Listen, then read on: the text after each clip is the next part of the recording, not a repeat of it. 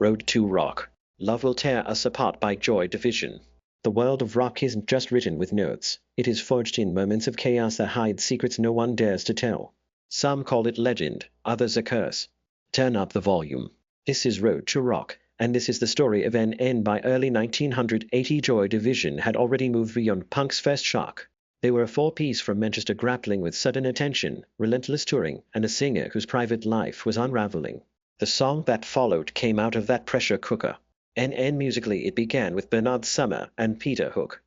Sumner carried the chord movement and the jangling guitar shapes. Hook fashioned a counter-melody on bass that behaved like a lead instrument.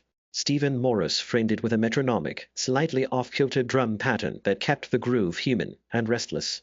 Ian Curtis furnished the words, blunt and personal, rooted in his failing marriage and his struggles away from the stage. Official credit lists the band, but the core came from Sumner's music and Curtis' voice and lyrics. And they cut the single in a studio outside Manchester with Martin Hannett producing. Hannett was not a passive engineer. He treated the room as an instrument, isolating parts, adding space, and an almost chilly distance between the players. The result was paradoxical, a pop-structured song that felt haunted. You can hear the studio air in every cymbal wash, the bass sitting high in the mix, the guitar scudding like a nervous pulse. That production choice soured tensions. The band wanted the raw live bite. Hannett pursued atmosphere.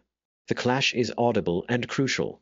NN structurally the song wears a simple pop architecture verse, chorus, verse, but it is the textures that make it strange. Hook's melodic bass carries the tune where guitar might. Sumner's chords offer a brittle shimmer. Morris' drums push and pull with tight feels. Curtis' delivery is both detached and urgent, turning private collapse into a communal moment. The melody is immediate, the arrangement sparse enough to let the lyric land like a confession. NN. When the record came out in April 1980, it changed the conversation around what post-punk could be. It became Joy Division's most recognizable statement, a bridge between bleak subject matter and a form that radio could hold. The timing turned tragic. Curtis died weeks later, and the song read as both a hit and an epitaph. Its legacy is concrete, not mystical. It broadened the vocabulary of alternative rock, showed producers how space could serve a song, and proved that commercial form could carry the weight of personal collapse. How do you measure a song that then becomes a mirror for a whole generation? It is still played loud, and it still cuts. Subscribe to the channel and smash that like.